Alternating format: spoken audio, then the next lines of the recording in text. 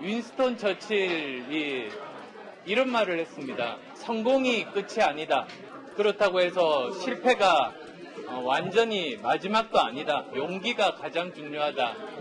추후에 어느 정도 정리되면 한번 기회를 가지겠습니다. 식사들은 하셨나요? 너무너무 매워가지고. 사실 이제 바른미래당 얘기하면 자꾸 우리가 안철수 전 의원 얘기를 할 수밖에 없는 상황이에요. 미국에서 돌아왔습니다. 그러면서 윈스턴 처칠의 말을 인용했어요. 실패가 완전한 마지막은 아니다. 난 재개할 거다.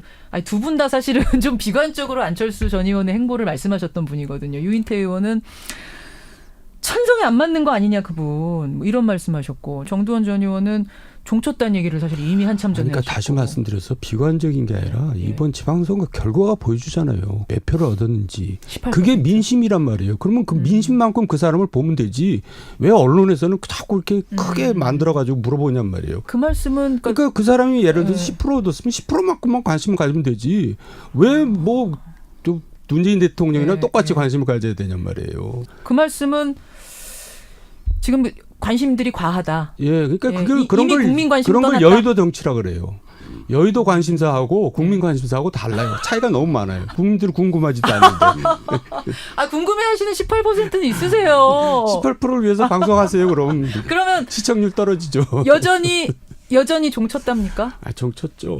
전 한 번 얘기했으면 됐지 뭘 여러 번 얘기합니까? 그렇군요. 유 의원님은 지난번에 그분 저 IT 업계로 돌아가시라고 한마디 하셨다가 난리 났던 거 아시죠? 언론에서 하루 종일 그냥 실시간 검색어 뜨고. 아니 그러니까 예. 전 그래요. 그 아까운 인재가 예. 저 안타까워서 한 얘기인데 아니 뭐 본인이 계속 그래도 여기에서 꿈을 더 키워보겠다 그러면 예. 뭐 그거야 본인의 자유고 예. 본인이 결단할 문제인데 전 뭐 폄하하려고 한 얘기가 전혀 아니었어요. 예. 그런 뜻이 전혀 아니에요. 진심을 담아서 예, 사실은 예, 조언을 예, 하셨던 예, 건데. 예.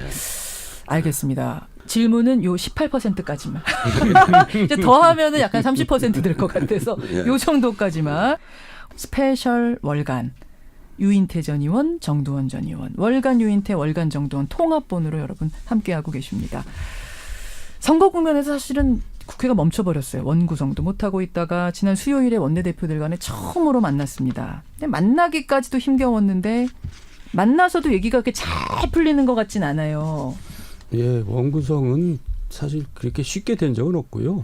이제 데드라인이 돼야지 이제 급해져가지고 움직이는 겁니다. 그러니까 이제 7월 17일이 재헌절이라니까 재헌절 전까지는 원구성을 하는 것이 국민에 대한 도리거든요. 그러니까 이제 그때까지 기다려봐야 될 것 같은데요. 원래가 이렇게 원구성이 어려운 거예요. 예. 늘 그래요. 보통 한 달 걸렸어요. 3달씩 걸린 적도 있고. 그러니까 한 자리라도 더 좋은 자리를 얻기 위한 이런 예. 싸움인 거죠. 정치 싸움하는 거죠. 정치 싸움인 거죠. 그러니까 이런 거죠. 두 당이 할 때는 좀 쉽죠. 옛날처럼 1, 2당이 그렇죠. 교섭단체가 둘일 때나 네, 예. 좀 밀당하다가 빨리 끝나는데 지금 4당이 되다 보니까 맞습니다. 시간이 조금 더 끌 겁니다. 근데 그 이제 쟁점이 뭐냐면 국회의장이야 뭐 다수당이 차지하는 거니까 민주당이 가져가는 거고, 그러고 나면은 보통 법사위원장은 국회의장 소속당이 아닌 당이 가져가는 게 맞다. 이게 이제 한국당 주장. 민주당에서는 아니 한국당이 가져가는 바람에 지난번에 국회에서 뭐 하나 통과하기가 너무나 어려웠다. 이번에 우리가 꼭 가져가야겠다 이거고. 이렇게 되자 평화와 정의 모임에서는 우리가 가져가지 못할 이유는 없다 하면서 노회찬 원내대표가 또 출사표 던졌고 막 이렇거든요. 어떻게 될 거라고 보세요? 근데 우리가 정두원 의원님. 원칙으로 돌아가면요. 예. 원래 이렇게 상임위원장이나 국회부의장이나 이건 나눠 갖는 게 아닙니다.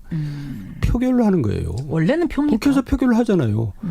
그러니까 원래 일당이 다 가져가서 국정 운영을 안정적으로 하는 거예요. 원래대로 하면. 그럼요. 근데 예. 이게 우리 이제 여소야대 처음 노태우 정부 생기면서 예. 이제 여야 타협의 협치 뭐 예, 이래 산물입니다. 그렇죠. 그래가지고 나눠 갖기로 하는데 법사위원장을 야당이 가져가는 게 관행이 됐거든요. 그건 이제 그대로 갈 겁니다. 한국당으로 하는 예, 게. 예. 예, 그렇게 될 거다. 유 의원님도 그렇게 보세요. 뭐 결국은. 되게 이게 관행에 따라이죠. 법사위원장 한국당이 가져갈 것이다. 마지막에는 그렇게 보시는군요. 저는 사실은 지금 말씀 들으면서 그러네. 원래는 표결이네. 이 생각이 약간 뒤통수만. 왜냐하면 너무나도 당연하게 지금까지 상임위원장은 이렇게 저렇게 가르고 부의장 이렇게 가르는 게 너무나 당연한 걸로 느껴졌기 때문에 오히려 표결한다는 걸 잊어버리고 있었어요. 선진국에서는 상임위원장을 표결을 하기 때문에 예. 저 덕망이 있는 사람이 되는 거예요. 그 무게가 있죠. 한마디 한마디가. 무게가 이렇게 싸울 이유도 지금은 뭐 없고. 전문성도 없이 그냥 돌아가면서 선수 많은 사람 이렇게 돌아가면서 나눠 갖는 식이니까 그 무게가 없죠. 이거 좀 돌리면 안 됩니까? 원칙대로? 이것도 국회에 어떤 쇄신 안 중에 하나 들어가야 되는 거 아니에요? 그거는 개헌하는 것만큼 어려울 것 같은데요. 개헌보다 더 어려울 수도 있습니까? 알겠습니다. 근데 민주당으로서는 지금 법사위원장까지 가져가겠다 얘기하는 게 속이 터져서 그러는 거예요. 다수당이지만 과반을 못 넘기다 보니까 뭐가 하나 제대로 뭐가 순조롭게 되는 게 없다 민주당이 보니까. 야당일 때 법사위원장 했어요. 했죠. 또 그때 생각이 똑같이 했어요. 그러면서 나오는 얘기가 뭐냐면 연정. 이거 가능성 있습니까? 가능성이 좀 있는데 연정에도 차원이 여러 가지가 있잖아요. 예. 가령 뭐 정의당도 거기 들어온다면 정의당하고 민주당하고도 합의 못할 사항이 당장 노동 문제 같은 데서 최저임금제에서도 뭐 갈리잖아요. 예. 그러니까 그런 모든 거에 이렇게 합의된 연정은 못할 거고 공통분모 이렇게 찾아가지고 개혁 입법 연대를 하자고도 하고 그런 움직임은 좀 있는 것 같더라고요. 그러니까 이게 저는 가능성이 있는가의 문제예요. 일단 추미애 대표는 저와 인터뷰하면서 가능성 제로다. 내가 대표인 한 이런 일은 없을 거다 하셨고 박지원 의원 저랑 인터뷰할 때도 얘기 들어보면 추미애 대표만 싫어하지 민주당의 다른 의원들은 연정 찬성한다. 청와대와도 내가 얘기 나눠봤다. 그러시더라고요. 지금 속마음은 더불어민주당으로 다시 들어가고 싶은 겁니다. 내년 총선을 앞두고 왜냐하면 민주평화당도 역시 내년 총선에 없어지거든요. 근데 이제 그래서 이제 연정을 하자 슬쩍 던져보는 건데 여서야 되니까 불편하지 않냐. 그건 안 되고 연정하자는 얘기는 장관을 달라는 얘기거든요. 그렇죠. 그건 안 되고 연대는 생각해보겠다. 지금 그러고 있는 거예요.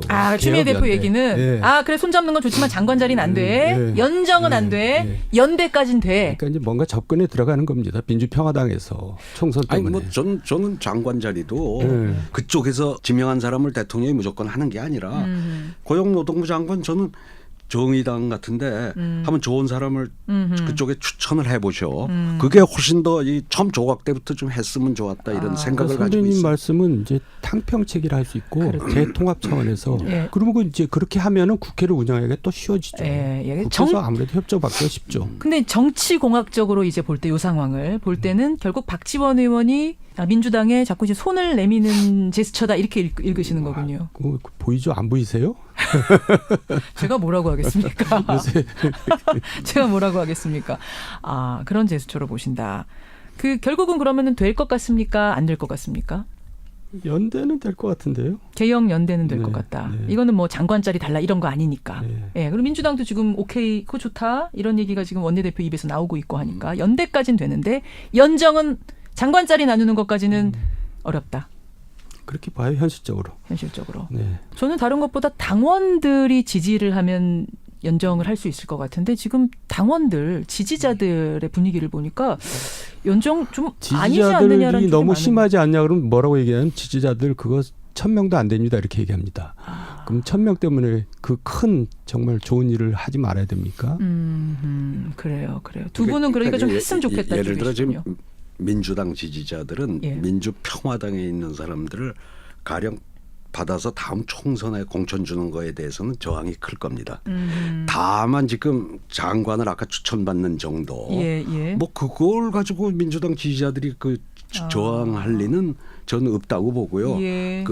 그러니까 자꾸 거기하고 여기하고 괜히 같이 나중에 내년 총선에 합치려고 하지 말고 선거제도 바꿔서 서로 각계 살림 차리고 또 평화롭게 공존을 하는 게 계속 선거제도 바꾸자는 얘기를 지금 줄기차게 밀고 계세요. 선거제도 문제는 국민들 입장에서 좀 어려운 얘기인데 우리나라 정치 바꾸려면 그걸 바꿔야 되니까 그런 소신을 가지고 계속 얘기를 하시는 거예요. 계속 그 얘기 하시는 거예요. 일종의 이제 교육입니다. 교육.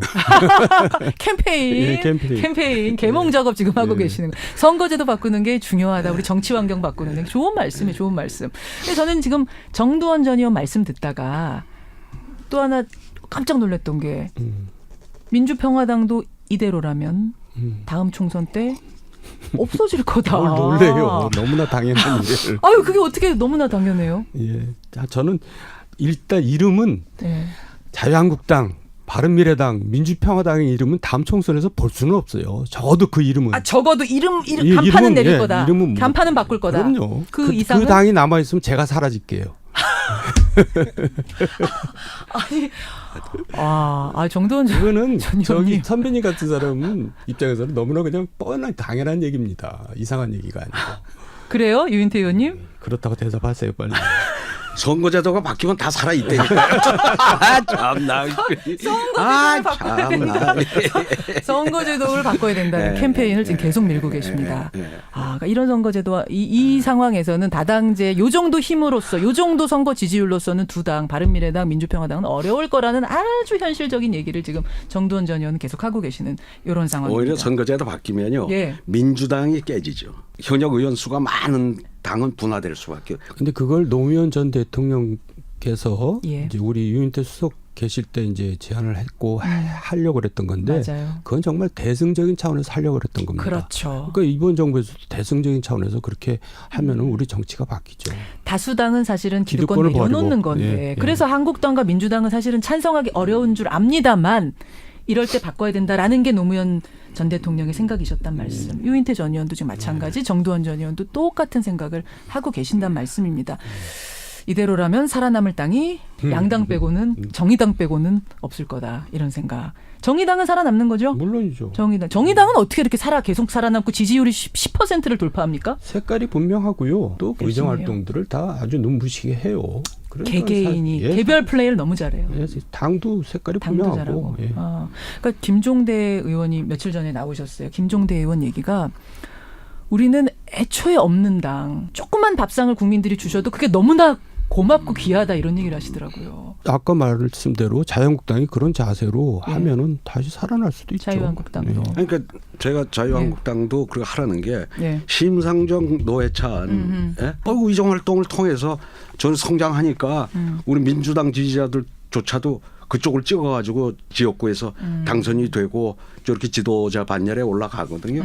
자유한국당 의원들 그 재능이 있는 사람들 굉장히 있을 거예요. 그 모델을 따라가야 된다고 보시는군요. 그럼 거기서도 그렇게 나올 수 있는데 그동안 저 2년 동안은 제대로 의정 활동이 있었습니까? 거기서 친박, 비박 그 뜻에만 따라가는 뭐 이런 그러니까 모습. 이제 다시 말하면 공천권자 눈치 보느라고 그걸 못했어요. 그러니까 공천권 제도를 바꿔야 된다. 이게 저 평소 소신입니다. 그걸로 미시겠습니까? 캠페인 하겠습니다.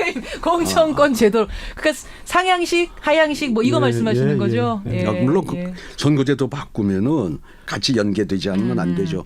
유인태 전 의원의 선거제도 개편 캠페인에 정두원 전 의원의 상향식 공천제도 캠페인이 섞이면 아주 이상적인 정치제도가 당연히 우리나라가 선진국으로 도약합니다. 선진국이 된 정치 선진국이 아니 그냥 전체가 선진국이 됩니다. 오늘 굉장히 교양적으로 우리가 월간을 정치가 후진인 나라는 소위 선진 반열에 갈 수가 없는 겁니다. 그건 맞는 말씀입니다. 그나저나 잘 나가고 있는 민주당은 지금 당대표를 뽑아야 되는데 뭐 하겠다는 분들이 너무 많아요.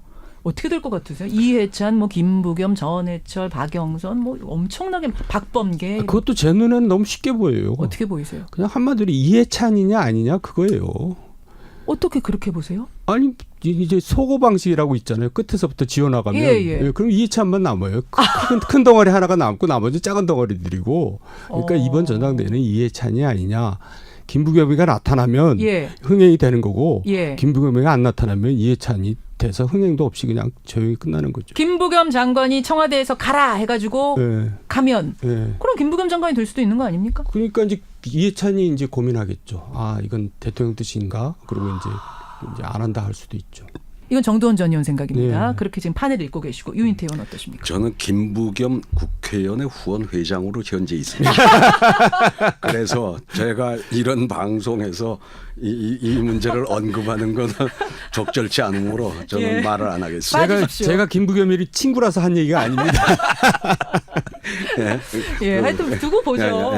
어쨌든 잘 되는 집안이라서 그런지 하겠다는 사람들이 너무 많아요. 재밌는 전당대회가 될 것 같습니다. 그래요. 자, 오늘 준비한 스페셜 월간 여러분 여기까지입니다. 제가 앞서서 오늘 월간이 스페셜인 이유가 따로 있다라고 말씀을 드렸어요. 이거 어떡합니까 여러분. 어떻게 제가 말씀을 드려야 될지 모르겠는데 정말 뉴스쇼에서 사랑을 많이 받았던 유인태 전 의원이 오늘 월간 마지막 시간 당분간 방송계를 떠나신다고요, 이 의원님. 왜 방송 이렇게 잘하시는데 왜 떠나세요? 잘하긴 뭘 잘해요. 이제 할 말도 별로 없고 그래도 그동안 참 이렇게 불러주셔서 고맙고 뭐 많이 들어주셔서 고맙습니다. 청취자들께 정식으로 할 말씀 인사 한 말씀. 됐잖아요. 지금 했는데 뭘 또 해. 그동안 고마웠습니다. 아우 마이크 너무 크게. 이게 유인태 전 의원의 예, 매력입니다. 아주 그냥 뭐 솔직하시고 소박하시고 털털하시고 이 매력에 우리 청취자들이 빠져 계셨던 건데 또 뭐 어떤 좋은 일을 도모하신다고 하니까 제가 일단은 보내드리고 돌아오셔야 돼요. 언젠간 또. 그때 가서도 불러줄런지 워낙 말도 원으로 하고.